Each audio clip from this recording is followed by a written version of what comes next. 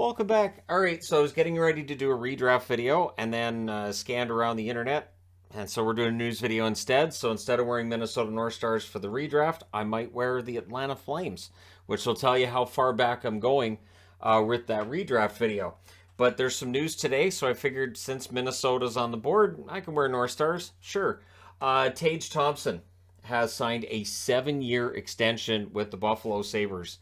It kicks in next summer and it's worth $50 million in total. So about $7.1 million cap hit. And there's some risk to this, isn't there? Thompson had a huge breakthrough season, right? 38 goals. I think it was 68 points altogether. Really played well for Buffalo. And yeah, he's almost a 40 goal scorer, so he wants $7 million a year. Isn't that weird? So Thompson's going to get paid, and I have no argument with that. I think Thompson proved it this year, but it's going to be interesting to see how this coming season goes for him and how well this contract ages before it technically kicks in next summer. So, again, some risk for Buffalo here, I guess, but Buffalo's a team that's got some cap space going forward. And signing Thompson like that, to me, it's kind of a signal to the fans, too, like, hey, we're going to keep this group together. We're going to watch this group grow. It's similar to the storylines with both Detroit and Ottawa in the same division. So, hey, all the best of luck to Buffalo. Sam Steele, who I mentioned in the unrestricted free agent video I did the other day, he is no longer an unrestricted free agent. The Minnesota Wild signed him to a 1-year deal worth $825,000. So this is one of those value signings for Bill Guerin. If Steele comes in and plays as well as one might hope, that contract's going to look like a bargain. If he comes in and he plays the same kind of season that he had last year in Anaheim, no harm, no foul. This is not a contract that they really have to worry about. So yeah, I've liked Steele at certain points during his career. He had a really rough year this past year with the Anaheim Ducks. Here's to hoping that this coming season's a better one for him, and he finds a home in Minnesota. So it'll be interesting to see which line they put him on, where he's playing and everything. But we're about 3 weeks out from camp, a little less, about 2 weeks actually out from camp. And so we'll see where Steele slots in pretty early in training camp, at least where they envision him playing. Where guys play in training camp isn't necessarily where they end up to open the start of the season. Mike Sullivan, coach of the Pittsburgh Penguins. Apparently Pittsburgh's pretty happy with the job he's done. They have extended his contract through 2026, 2027. Sullivan, of course, a cup ring will do that, and helping a team to win back-to-back Stanley Cups, yep, it'll definitely ensure that you have a job for a while. So Sullivan will be sticking around with Pittsburgh. I don't think there's any reason to look at that and say, oh, that's a bad idea. Sullivan's a very good coach. True, Pittsburgh's had trouble getting over the hump in the playoffs in recent seasons, but he's still a very good coach. I don't think that takes anything away from him. Seattle has come to terms with Cale Fleury on a 1-year extension worth $750,000.